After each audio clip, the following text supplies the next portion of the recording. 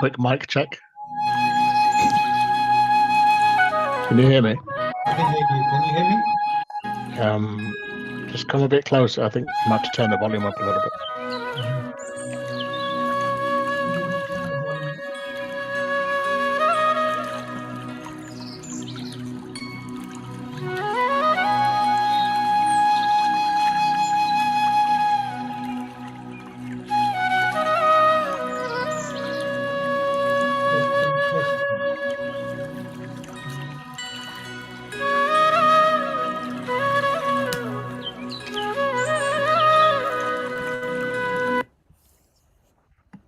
How's that? Any better?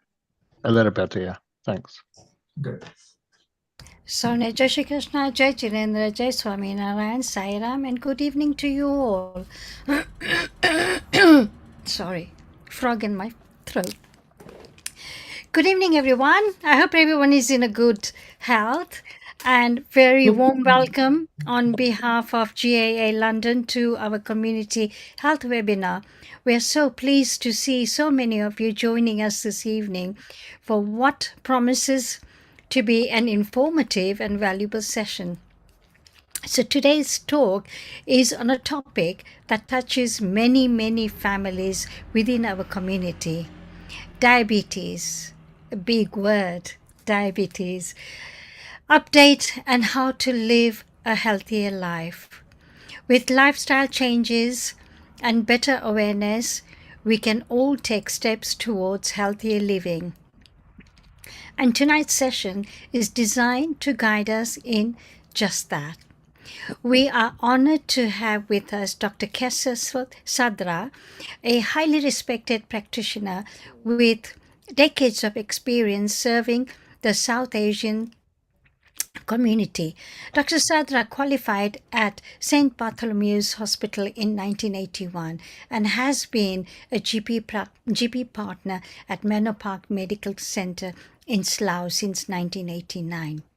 He is a specialist in chronic disease and lifestyle management for diabetes, and his pioneering work in type 2 diabetes lifestyle care led him to being a finalist in the prestigious Asian Achievers Award. This evening, Dr. Sadra will provide us with an update on diabetes, share practical advice on daily diet and lifestyle management, and answers your questions in the interactive Q&A at the end. So please sit back, stay engaged, and do keep your videos on if possible, so we know who we're speaking to as well. And, that way we're more active. We need to be active so we can all feel connected as a community. So now it's my pleasure to hand over to Dr. Kesa Sadra. Welcome, Dr. Sadra. Thank you very much for having me. It's quite an honor to be able to join you on this absolutely wonderful program that you do run for the community. So where can I get started? Time is always restricted, even during my talks, because I want to say so much, but I can't carry on ongoing and carrying on for an hour or 2 hours or anything like that. So I will get straight into it. Now, I just need to have a little bit of assistance in being able to share the screen, which I hope you can. So are you, you don't see any of the slides at the moment, do you? No. Okay, tell me just if you see any of the slides now. If I share that. Something's coming on, yeah. Yeah, so if Yes. I see, that's brilliant. Now you need to choose the slide. I shall choose the slides, hopefully. 9, How's that? Can everybody see that? Yes. Brilliant. So where shall I get started? the main health heading, which I think for us Asian is so important to realize, the health inequalities and the death rates, the morbidity rates, and diabetes. I'm just going to give you a few graphs here. On the left-hand side. Oh, sorry, Dr. Sadra. Can you unmute yourself, please?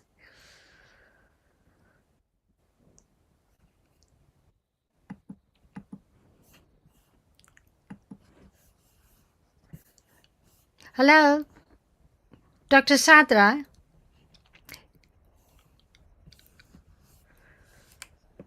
How's that? Is that better? Yes, thank you. I'm terribly sorry. Juice just cut in, and if you can't hear anything, can you hear me now? Yes, perfect. Brilliant. Sorry about that. It's an honor to be here, and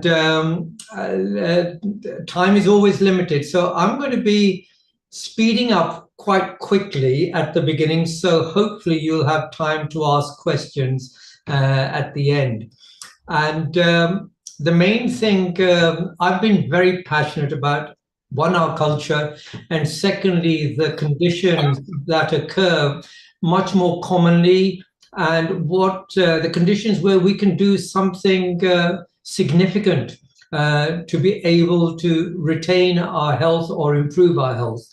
And I'll start off with the health inequalities and the morbidity in our South Asian population, including the condition diabetes. This is a graph from the public health. On the left-hand side is the kind of all-cause mortality by the different ethnic groups. And you will see the white British population is right high up, but not too far behind them is the Bangladeshi population, and then a little bit down, Pakistani and the Indian population. And there might be all the way down the list, but the actual figures for this, the all-cause mortality, is not too dissimilar in rates. When you look at diabetes on the right-hand side, the top three are our South Asians, the Bangladeshis, the Pakistanis, and number 4, the Indians. When you look at heart conditions, the top 3 are South Asians, Pakistanis, Bangladeshis, and Indians. The incidence of myocardial infarction, the top 3 are again the same. Hypertension, out of the top 4, all three of us are represented. Strokes in the top 4, highest incidence, our population. Chronic kidney disease, top 3, our population, Bangladeshis, Pakistanis, Indians. Heart failure, the top 2 are Indians and Pakistanis, but I suppose if the Bangladeshis are high in the other parameters, just dropping down to 4th or 5th, and this is acceptable. Basically, diabetes is what we're going to be talking about, and insulin resistance. In the UK population, 7% of the population is diabetic. In my practice, in Slough, 9.5%, and I think in your area it is similar, but in our practice, it is 16%. And if you include the pre-diabetics, those who haven't got the diagnosis of diabetes, but are nearly there, that jumps up by another 11 to 12%, making it nearly 28% of our South Asian population being either diabetic or pre-diabetic, all over the age of 17 years. That's how common this problem is. Before I go into diabetes in any meaningful manner, I just want you overall, and forgive me if you know the basics, but for people who don't know the basics, I think it's important to highlight this. When we talk about blood sugar, it is that level of sugar in your blood at that point in time, and that can vary minute by minute, depending on what you're doing, what you're eating. But the doctors, medical profession, measure something called HbA1c. It is the changes in the bloods as a result of high sugar. And that is basically a check of what the sugar control has been like, the levels have been like in the previous 3 months. In a pre-diabetic, it might be between 42 to 47. That's when they get diagnosed. But in diabetics, they've got to have a level of over 48 at diagnosis, not below. If they're very, very well controlled, excellent, then that level comes down to 42. If they're good control, it's between 42 and 48. And if they're over 48, and certainly the higher, the worse the control is. Those are two important things. People get mixed up when we're talking about levels, blood sugar and HbA1c. HbA1c is the kind of control a person has had with his diabetes in the previous 3 months. Food-wise, the most important thing here is carbohydrates. Our food contains 3 main types of food. Proteins, which is very important.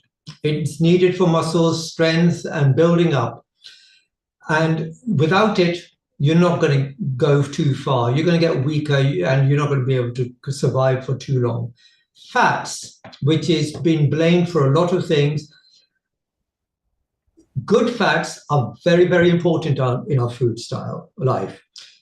A lot of the hormones and cells and neurology, everything's actually needing essential fats.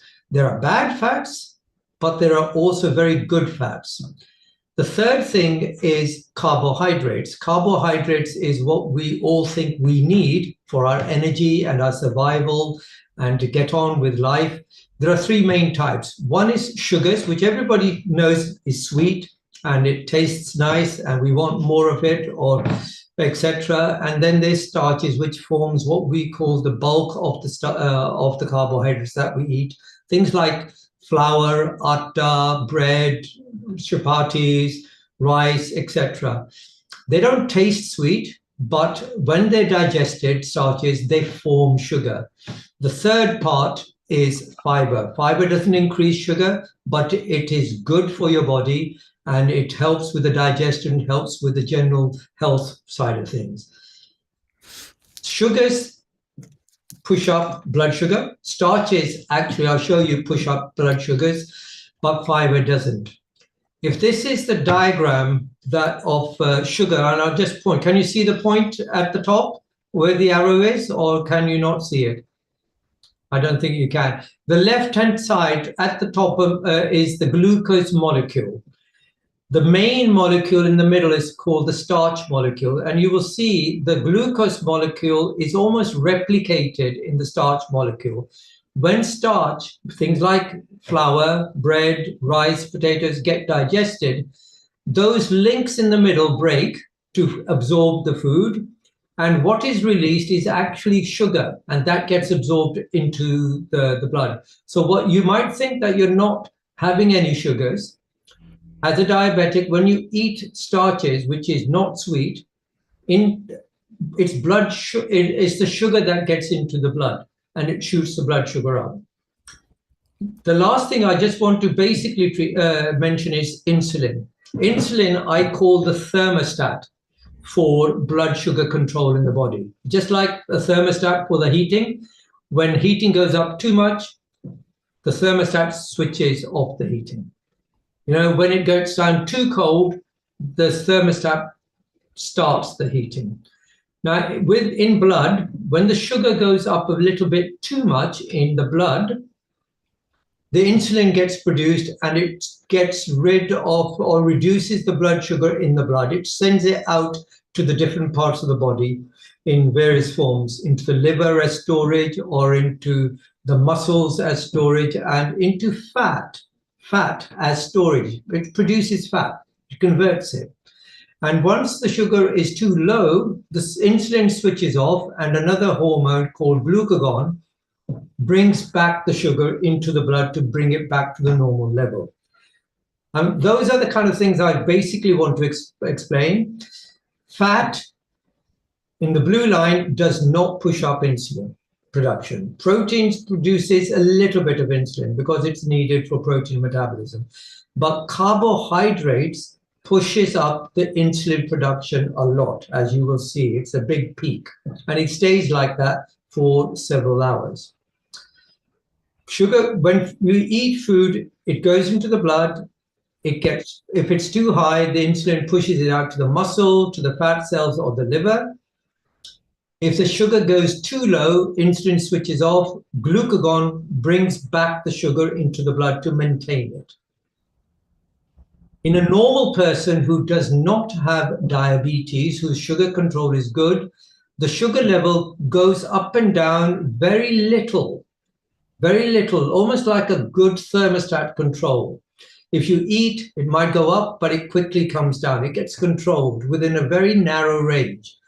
If you got pre-diabetes or diabetes, the sugar starts going up with every food that you have. And the worse the diabetes, the bigger the peak with this. It goes up and down, yeah, and for longer.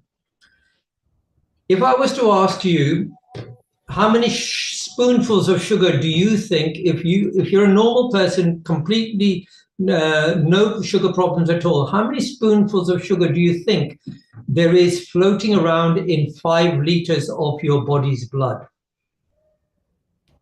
I cannot wait for answers because we're going to take too long. The answer is only 1 spoonful equivalent. If you haven't got diabetes, just think of it, the whole body's blood, 5 liters, you only need about 1 spoonful of sugar floating around in there and you're living a good life, okay? Now, if you're a diabetic and you can't control your sugar, if you have 3 spoonfuls of sugar in your tea and you drink it, what do you think is going to happen? It's going to shoot up the blood sugar. You only need 1 at any moment in time.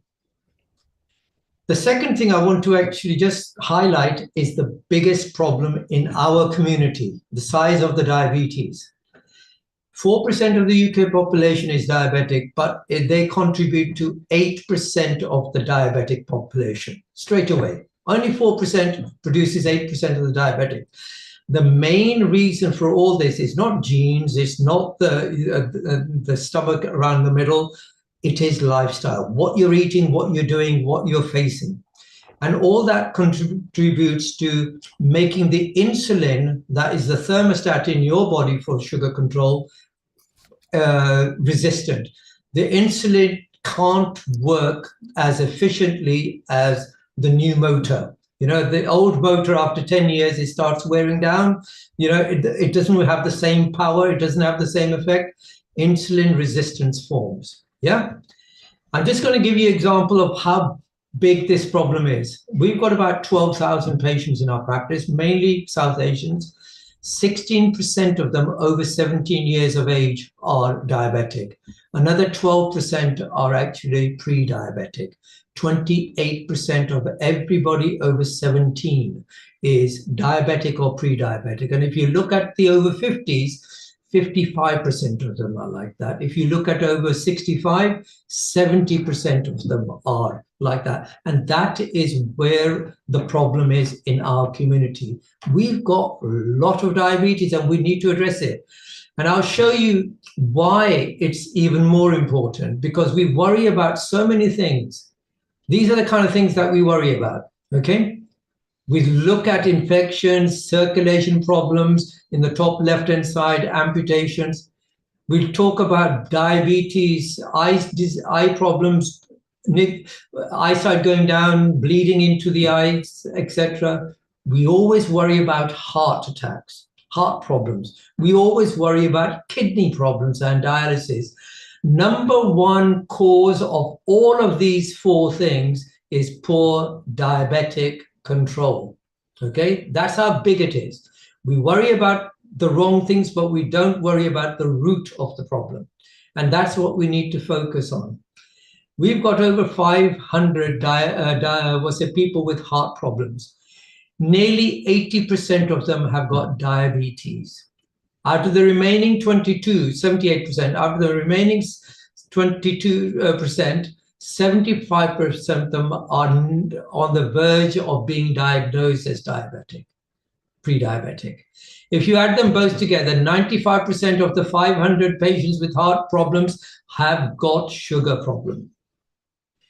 And if you look at the kidney people, out of 10 transplants, 60 have got definite diabetes. Out of 30 with transplant and on dialysis, 20%, 20 of them are diabetic or pre-diabetic.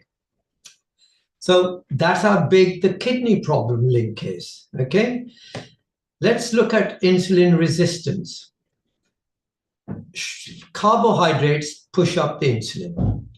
And if you just have only carbohydrates, which is sugars or flour throughout the day, not have anything else, and you fill your stomach up with just carbohydrates, which produce glucose, within 1 week, you will need 2.5 times more insulin to control your sugar than you did at the beginning of the week. The body gets fatigued, the insulin resistance sets in.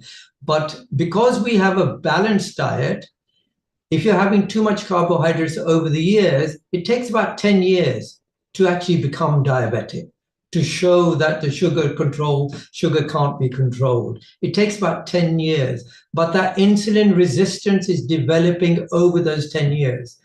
And before I go say anything more, the biggest thing is that if you have got insulin resistance and you have not actually got diabetes, you can reverse it. You can actually get back towards normal if you take the right measures, which I'll tell you about. When you eat something, breakfast, lunch, or supper, sugar goes up and so does the insulin, and it quickly comes down.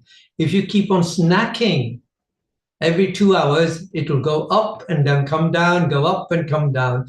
But if you keep on doing that with high carbohydrates for too long, the insulin stays up all the time. And if it stays up all the time, it leads to other problems like getting bigger, fat, weight gain, insulin resistance gets worse, then you get diabetes, pre-diabetes, and then you get diabetes. I'm just going to show you this graph. In the blue is an example of if you were given one of those drinks that some people might know that they use in hospital to test for diabetes. It's got 75 grams of glucose in there. If you drink that, the insulin goes up to a certain amount, and that's dictated by the blue curve. As you get insulin resistance, you need more and more and more insulin for a longer and longer time. So you start going from the blue line to the red line, that much more insulin produced, and then the gray line, more insulin, but for longer, then the yellow line. And the pancreas, which is producing the insulin, gets really fatigued, tired, exhausted. So much so that eventually, if you don't do anything about it, it stops producing insulin because it's absolutely stuffed. It's failed, and the motor has gone. And then you end up having the red line at the bottom. If you reach that, your sugar is going up high. You will need to have insulin injections, okay? But the biggest thing is, at any point in time, guess what? You can reverse it. You can get better. You can change. So even people who got diabetes, if they can do the right things, you will get better. You can actually reverse these changes. Okay? Now, how can you reverse these changes? Firstly, eating the right foods and exercising, keeping your body active. It helps. Cutting down carbohydrates completely, or as much as you can with your diet. Losing weight, fasting. We all do fasting. We're all used to fasting in our cultures, and it is a good thing. We call it intermittent fasting, where you can still eat, but you have a longer period where you don't eat. I'll go through that later on. Adequate sleep, rest, very important for the body. Keeping your mind relaxed, not stressing, not worrying about anything, which every family in our culture has. And lastly, always remaining happy and positive and joking around lifts you up. It makes a big difference to your health internally, whatever disease you have got.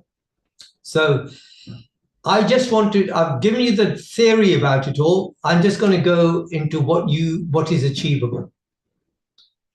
People worry about diabetes. They say, once you got it, you're going to have it and it's going to be there. No big deal. Guess what? You can actually reverse it. This is a 26-year-old who within 4 months I told you diagnosis of diabetes, HbA1c over 48. He had an HbA1c of 132 when I diagnosed him. Really bad, 26-year-old. Within 4 months, just by making 2 or 3 simple changes to his diet, he eats Indian food, okay? And he carried on eating Indian food apart from just a few changes. He brought it down to over 42 straight away within 4 months without medications.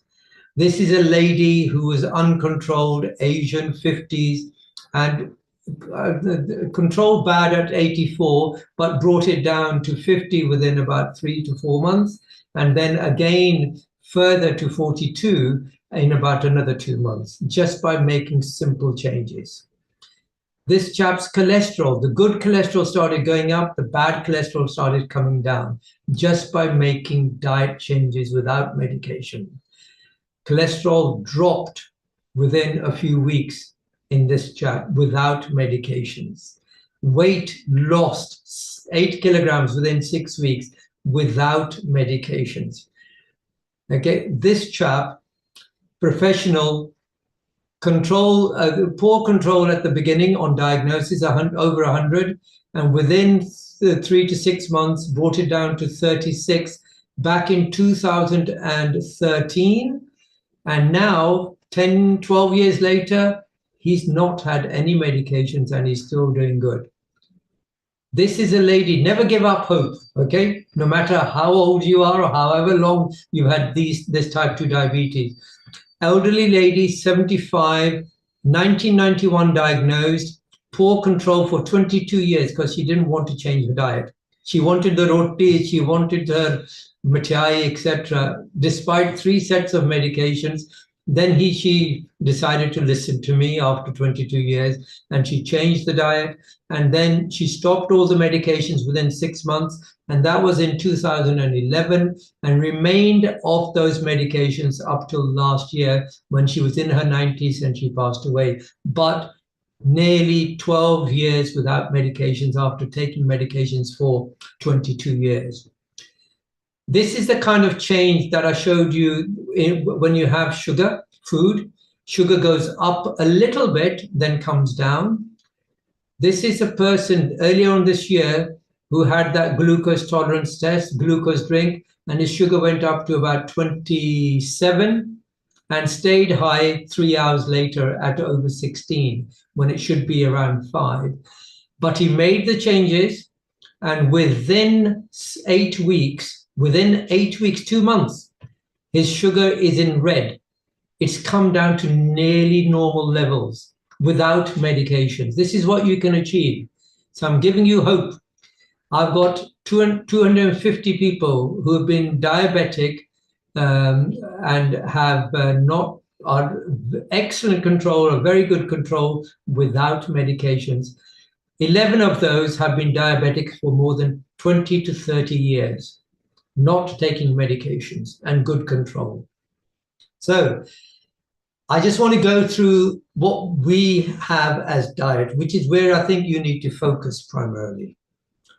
This is the English diet. Everything in red is carbs. It shoots up the sugar. The bread, the cereals, the beans, sandwiches, potatoes, rice, pizzas, biscuits, crisps. And let's have a look at the average Asian diet, okay? A lot more red. Chapatis, roti, parathas, chips, sandwiches, samosas, naans, pitas, pakoras, biscuits. And I haven't mentioned the Indian sweets here. If I did that, this would be completely red all the way through, yeah? So those push up sugars. Let's have a look at what we sometimes misunderstand as being good carbohydrates for sugar. If you have 2 toasts or a porridge, if you're diabetic, in this person, the sugar went up from 6 or 7 up to about 16 for 4 hours. Yeah, that's how big the effect is. If you have cornflakes, this one went up to about 20, which is very high for 4 hours. Lunchtime, these days, everybody wants to have sandwiches. It's easy. Whether you're a child, whether you're at home, whether you're an elderly person, lunchtime, let's have a sandwich. With a normal bread, this person's sugar went up to nearly 13.5. When you have different bread, which doesn't contain that much carbohydrates, soya and linseed, for example, Virgin make that in and they sell it, it doesn't go up that much. But if you stop the bread, just have salad with whatever you're going to eat, the bottom line is the sugar not going up at all. Yeah. Each slice of bread is about 3 spoonfuls of sugar. 3 spoonfuls or 3.5 spoonfuls of sugar each slice. If you have 2 slices, that's about 7 spoonfuls of sugar. Some flours, like almond flour, don't have that much sugar in it, but the wheat, which is what we always eat in our food, has a high amount of sugar produced. Chapatis, in whatever form you're having, an average of about 6 spoonfuls of sugar. Wheat produces 6 spoonfuls. Makki, corn flour, maize is about 8 spoonfuls per roti. But there are certain flours that they make commercially which has got low carbohydrates, but they're expensive and they don't taste as nice as the wheat. So if you're really desperate, you can always use those.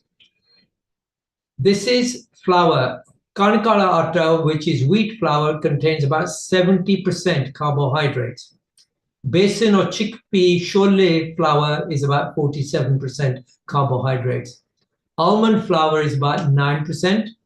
And soya flour at the bottom is about 22%. So there are certain flours which you can try using if you can make the rotis or the other foods with it. 2 chapatis, rotis with the standard Asian meal. In this, diabetic brought the sugar up to about 12 to 13 until about 3 or 30 in the morning. Just 2 chapatis with potatoes, cauliflower, sabji, and dal. But if they change the flour or they stop the roti, chapatis, and potatoes, in the blue line, the sugar does not go up. They can still have the vegetable dal, vegetable curry and the dals, no problem with salad. It doesn't go up. If you eat meat and you don't have the roti, just meat and sabji, curry by itself, it doesn't go up.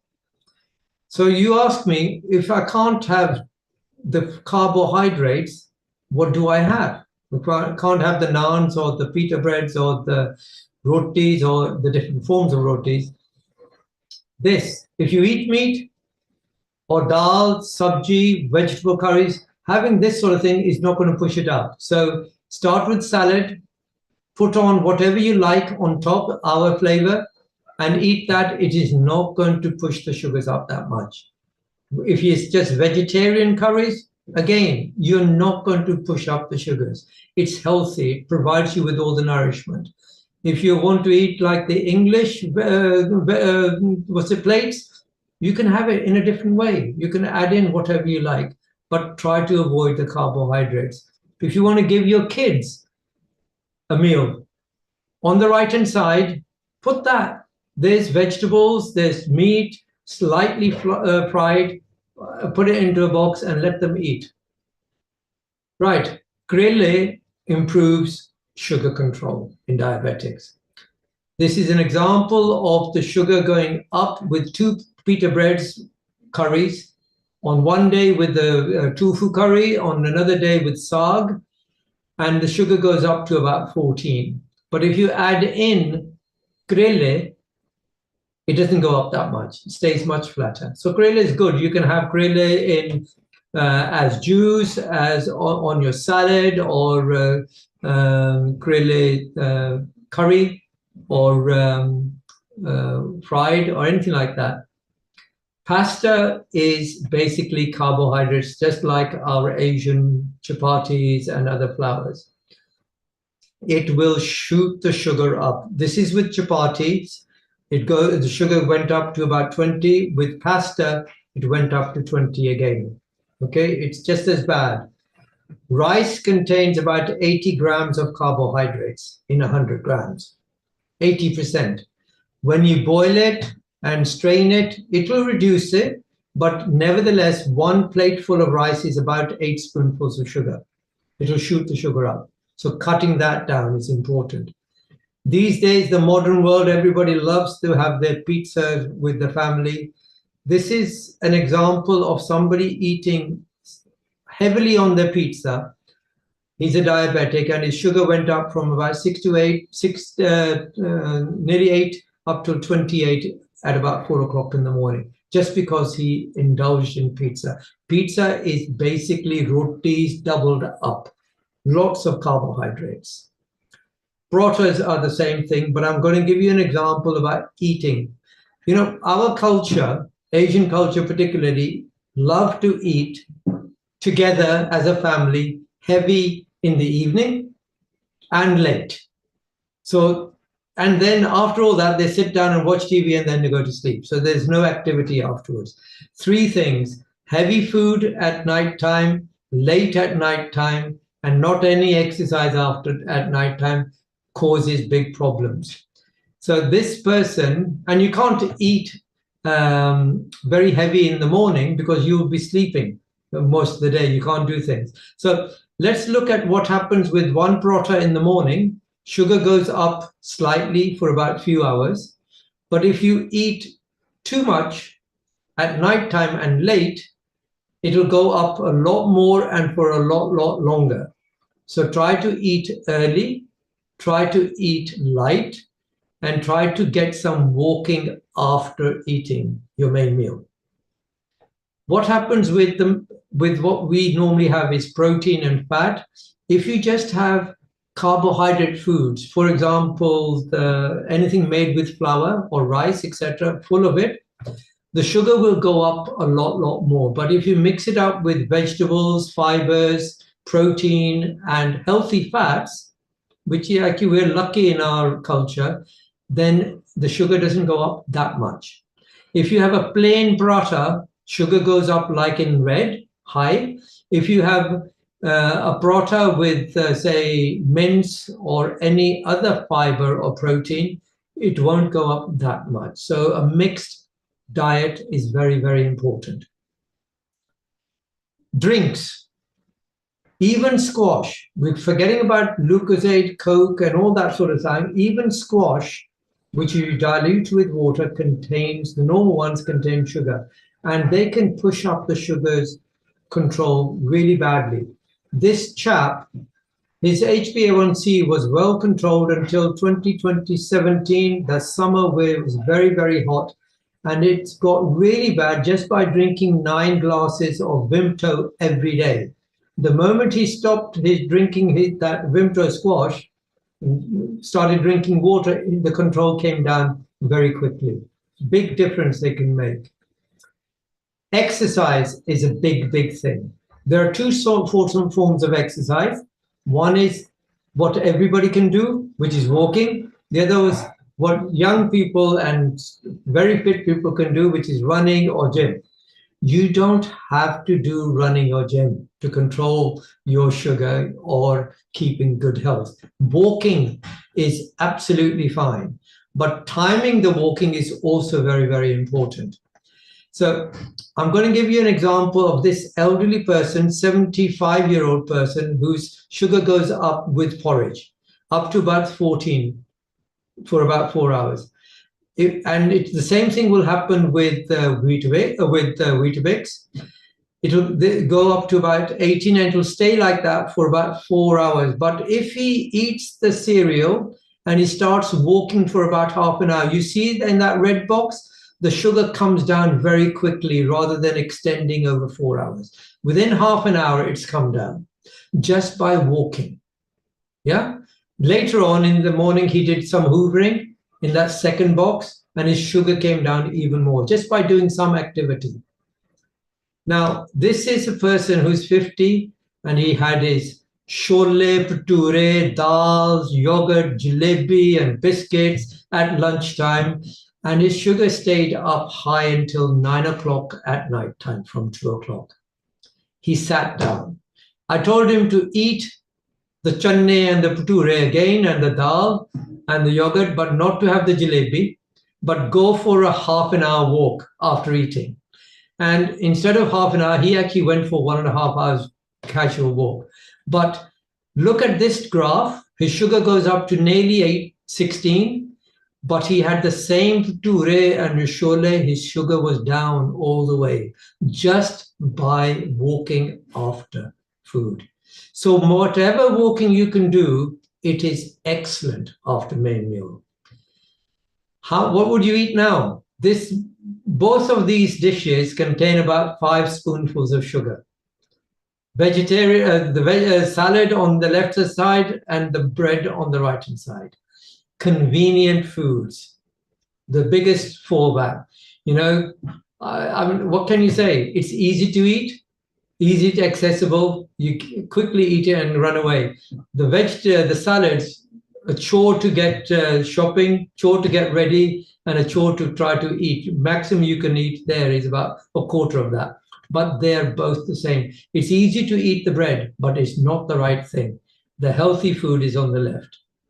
Okay, very briefly, other foods. Everybody loves this, don't they? The only problem is there's about 10 or 12 spoonfuls of sugar in that. Gulab jamun, another 5 spoonfuls of sugar. The healthy biscuits, digestives, 2 of them has 5 spoonfuls of sugar. Roti, I've said, 6 spoonfuls of sugar. Bread, 3.5 spoonfuls of sugar. Potatoes, 1 big potato, whether it's in the curry, whether it's mash, whether it's chips, or whether it's roast, doesn't matter, 6 to 8 spoonfuls of sugar. Weetabix, everybody thinks it's a healthy cereal. Each biscuit is 4 spoonfuls of sugar. 2 is 8 spoonfuls of sugar. Cornflakes, 6 to 8 spoonfuls of sugar in a bowl. Porridge is about 6 spoonfuls of sugar. Okay?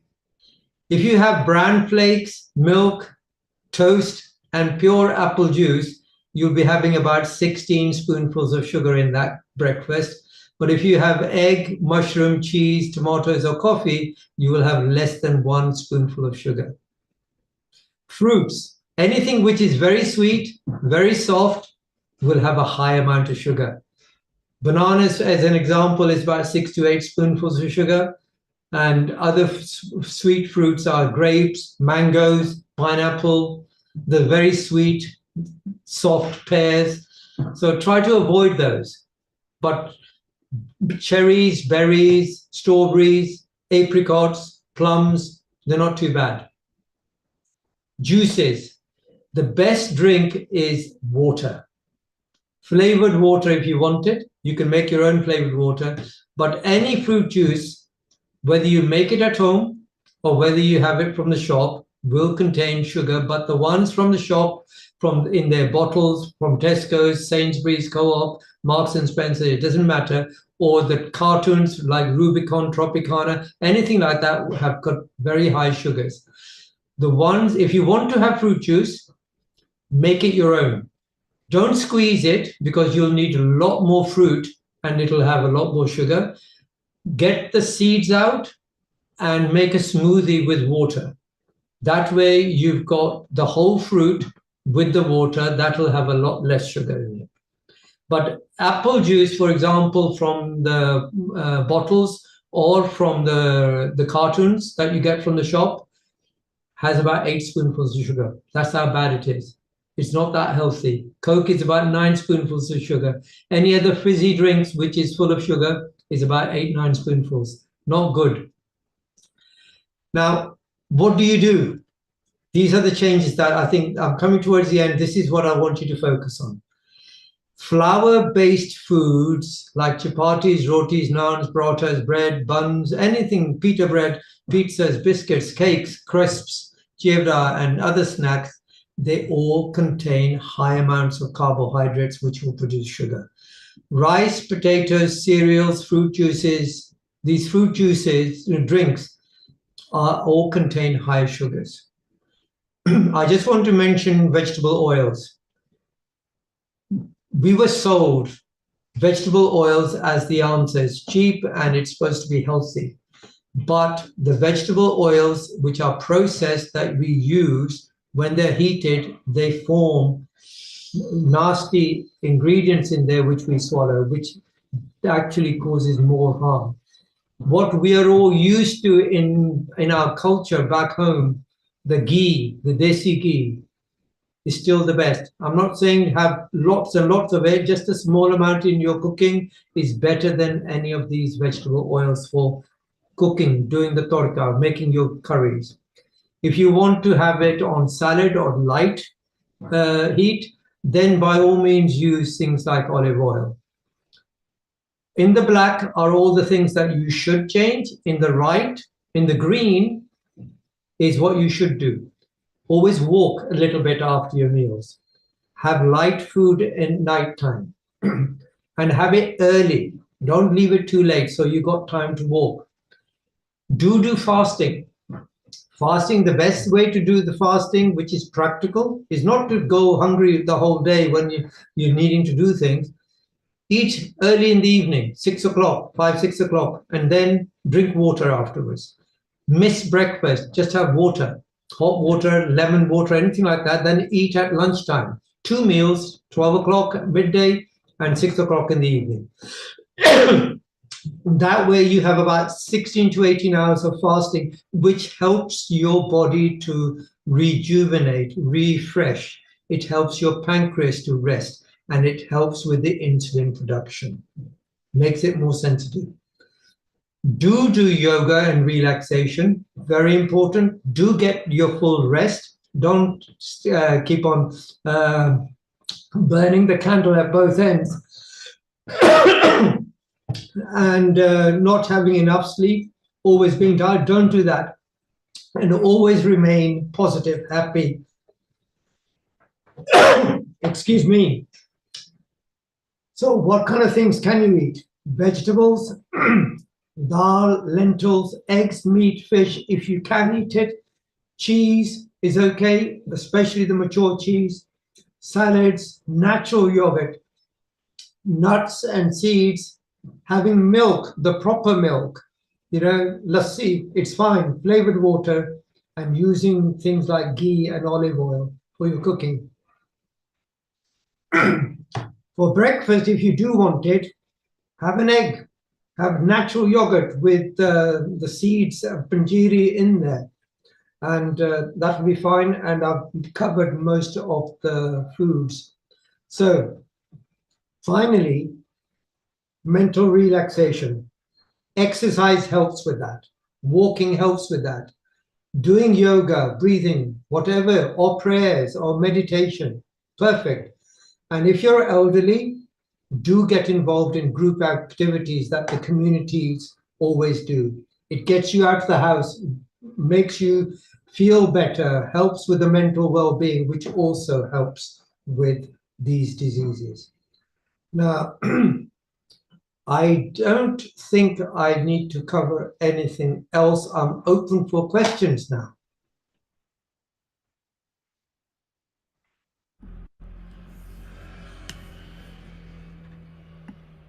Can you hear me? I've covered it in a speed so that hopefully you'll have more time for questions. Good evening, Doctor. Can I speak? By all means, by all means. Thank you very much. Thank you. I'm calling from South Africa, Durban, wow. and thank you so much for all the information. We really appreciate this, Doctor. So what I needed to ask is about oats. Yeah. How is oats? Because it's a big thing for me, and if you could kindly advise, please. Thank you. Sure. Porridge oats. When our grandmother used to make it, she used to have the old style stone cut full oats. That's what she used to make. And in order to make them, she used to have a little bit of butter in there. She used to have the milk in there, and she used to put it on the cooker in a pan for about half an hour to really soften it, because it had all the fiber in there. It was the original unprocessed oats. And to be honest, that sort of oats, if you're still having it, and in South Africa, I expect you to have it, then it's not bad. But the oats that we have in our modern culture are the oats that people want to quickly get ready, even the 2-minute in the microwave scenario. These are not good because they release the sugars very quickly. And I showed you the graph of the sugar going up to about 13 just by having that sort of oat. And oats, as the the old style, is actually very good. It's better than any of the other cereals, but the modern porridge that they have is not so Yes. good. Okay. Thank you very much, doctor. And then also oats, what I do is I toast those same oats dry and I actually make flour out of that and Yeah, use that with my yeah. rotis and things like that. So is that a good idea? I think Is that yeah, I think that you know, over the past 50 to 60 years, the actual yes, the material, the flour has changed a lot. For various yes, reasons. It's got contaminated, it's processed more because it's easier to store and sell, etc. And during that processing period, it's been refined in such a way that the real helpful stuff in the flours has been taken out. And that's what happens with any of the flour that you get these days. If you go back 50, 60 years when we used to get it from the farm, we used to make our own, or it was done locally by people that just took the raw material and made flour with it. That was good. We can't get that yes, so much these days. So if you're using the full oats, roasting them and making the flour with it, that is a million times better than what you can get flour these days, because it contains yes. all the extra fiber and other nutrition with it. Oh, thank you. Yes, thank you. Sorry, I couldn't put my video on because I've got a little issue with the phone. Yeah. The Zoom. Apology for that. I haven't been able to put the video. But thank you very much, doctor. Really, Thank you. really appreciate your help. Thank you. Any other questions? So, what are the early warning signs of diabetes that people should not ignore? Sure. You know what? People describe diabetes presentation as the sugar going up and making you pass more urine. That's the classical signs for it. And getting a bit thirsty and getting a tendency towards more infections, especially skin infection or urine infections. Now, what I've demonstrated, I hope earlier on, is that the changes are developing gradually for years.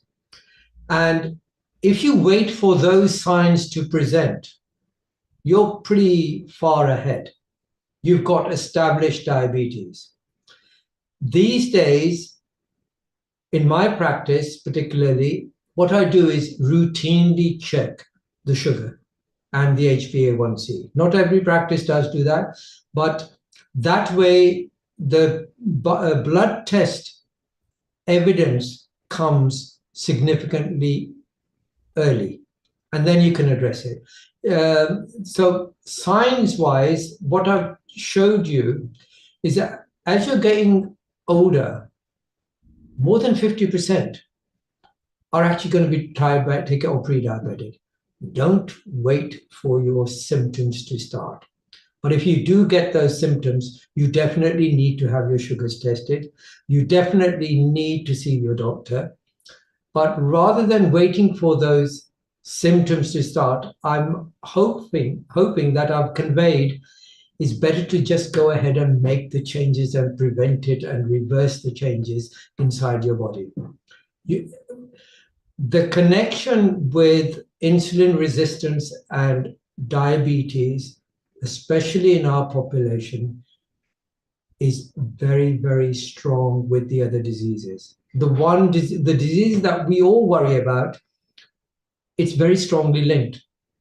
And the root of the problem, which I believe is insulin resistance, whether it's heart problems, whether it's those kidney problems, as well as the diabetes.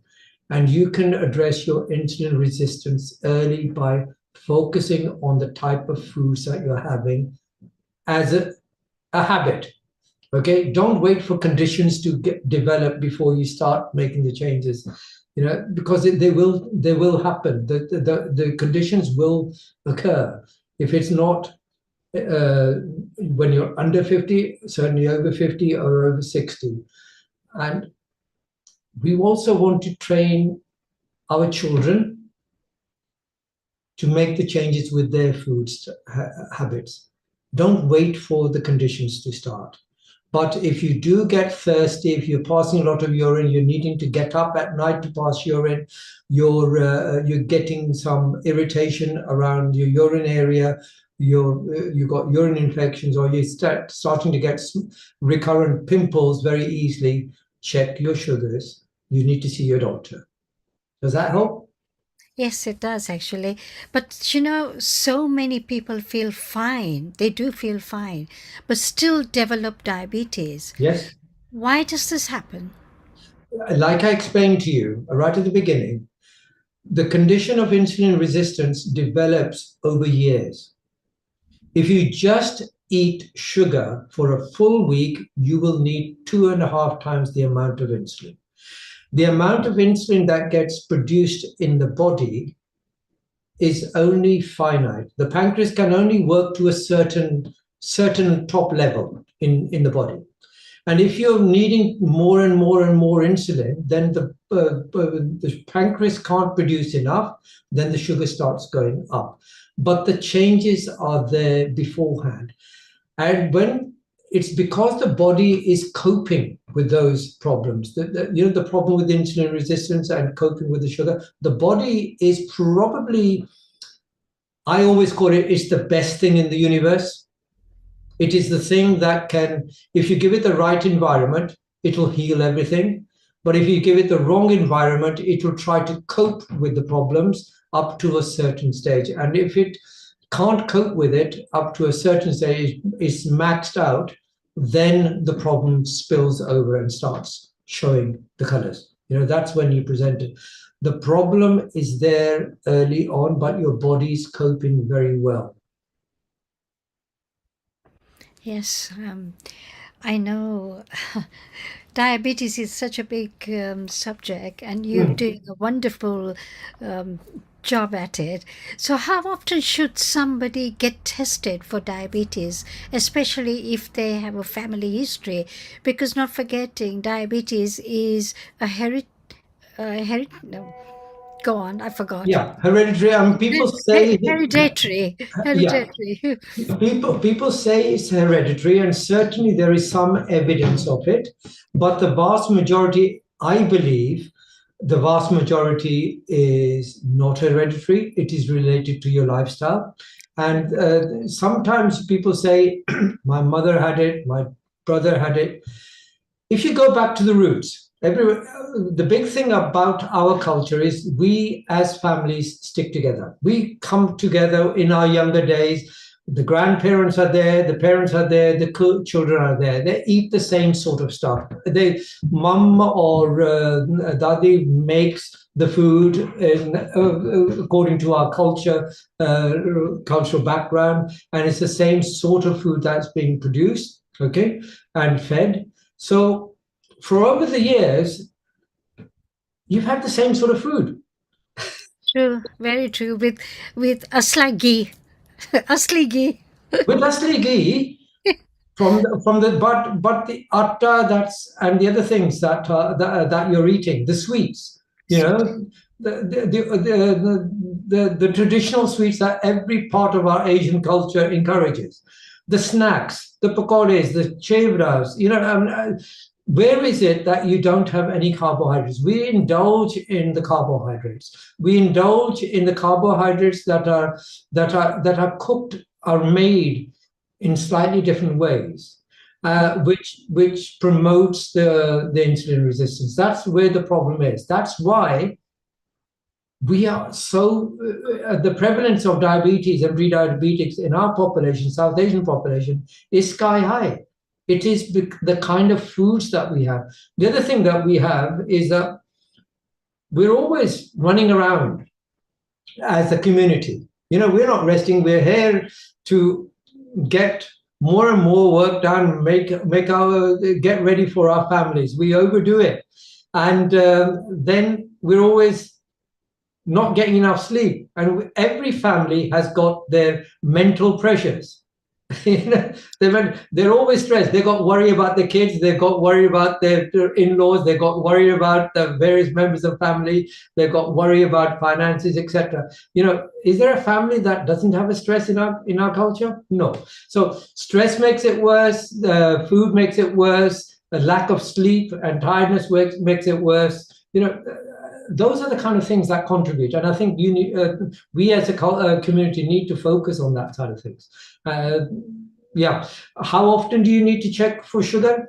I check my patients usually once a year. Okay. But if you are diagnosed as a diabetic, say type 2, Yeah. are you not supposed to do it at home, prick your finger and then Yeah. Okay, I'll go back to my first slides, and this is the very, very important thing to realize. When you prick your finger at home, or either at home or even at the surgery, that is the amount of sugar in your blood at that point in time. At that point of time, yeah. That is all it is. So I have patients who come here, and I said to them, your sugar control is so bad on the blood test. But doctor, this morning I checked it, it was 5. I said, okay, but what did you eat last night? Oh, I didn't eat anything last night because I was coming to the surgery. So in the morning, the sugar is going to be low, 5. But the HbA1c is about 90, because that HbA1c, which we test and send to the hospital, is a monitor of what your sugar has been like over the last 3 months. It is not that point in time. So if you've been out partying, going to weddings and having all the mithai in the world from the shops the previous 3 months, and then on the day or the day before you start going completely cold turkey, not having any sugars, then your blood sugar at that point in time is 4, and you say, see doc, I'm really good.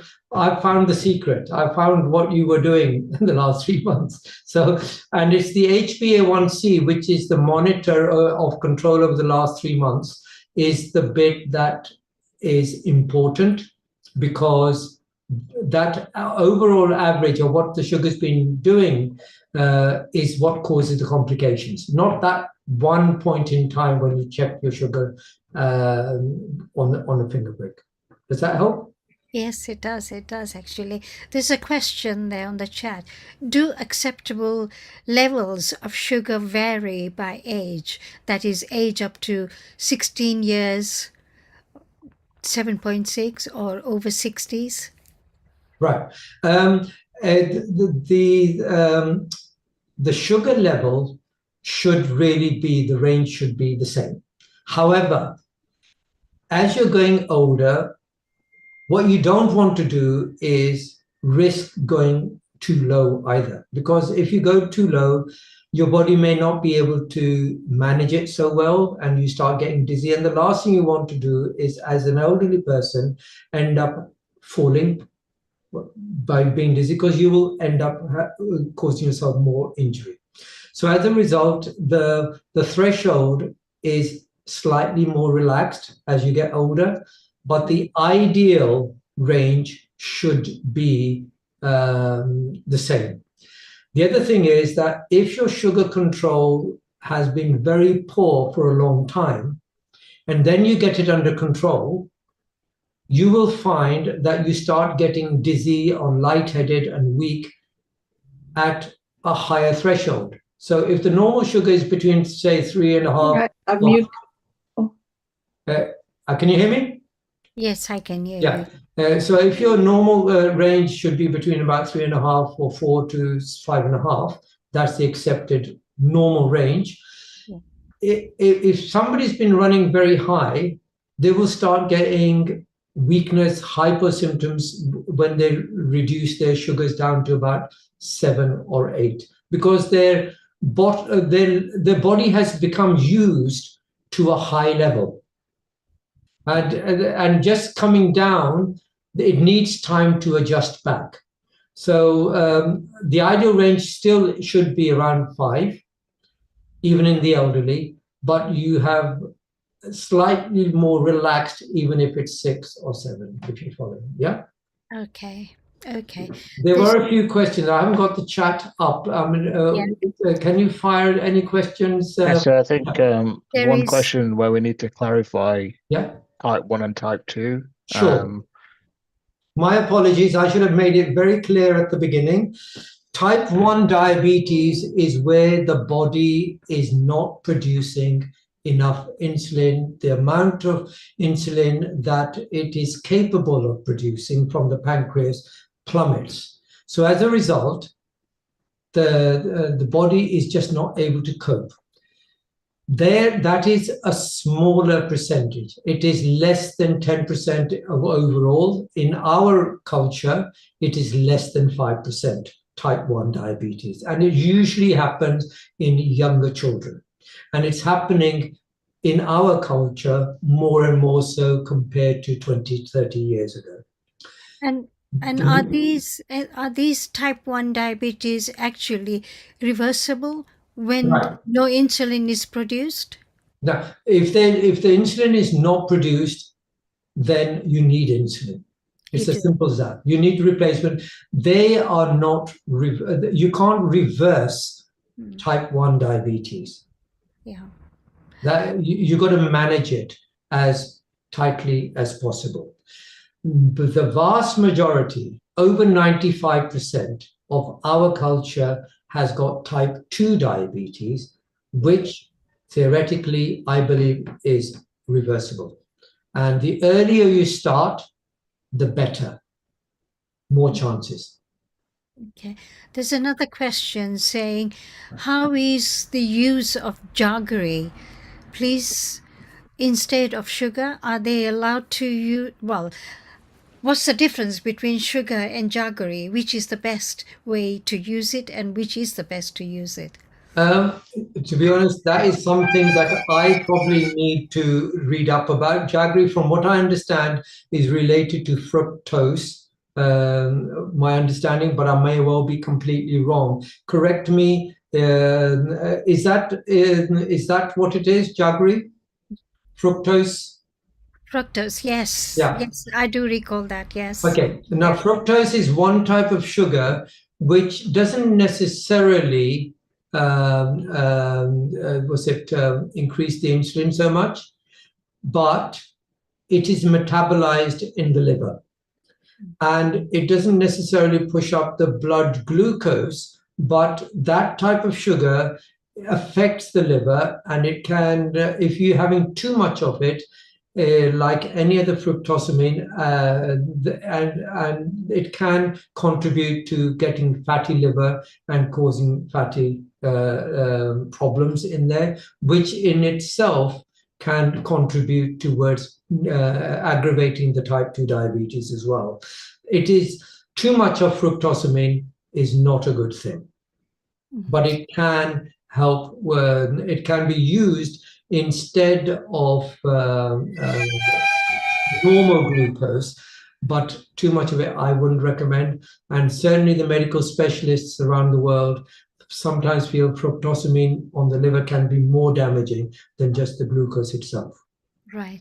I do apologize. There is another session to be switched on for in 5 minutes. So what I was thinking, is it worthwhile you coming back next week and continue the subject? Because it is a long subject. What do you think?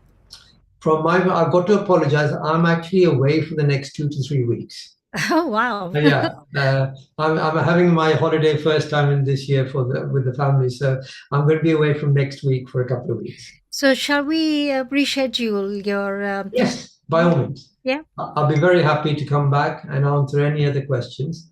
Okay, so I must apologize to everyone else. There are so many questions to be answered as well. I've been going through it, but it's fortunately, as I said, another session is waiting, and he's Okay. chasing me. He's chasing me to Okay. finish off. So anyway, thank you so much, Dr. Sadara, for such an insightful and practical session. You have given us not only an update on diabetes, but also clear guidance on how we can make small yet meaningful changes in our daily lives to live healthier and happier. And on behalf of GAA London, I would also like to thank all of you who joined us this evening. Your participation and questions and engagement made this webinar truly valuable. So we hope you are taking away useful tips that you can apply for yourself and share with your families. At GAA London, our aim is to bring the community together through knowledge, well-being, and care. Please continue to support these initiatives, invite your friends and families, and stay connected with us. Keep lookout for our links for new projects as well. So wishing you all good health and positivity. Once again, we wish you all good health and heartfelt thank you to Dr. Sada and to each one of you for being with us today. Namaste and good evening to you all. Shubharatri. Thank you. Thank you very much. Namaste. Thank you very much. It was very good. Very nice program. Thank you. Namaste. Thank you very much.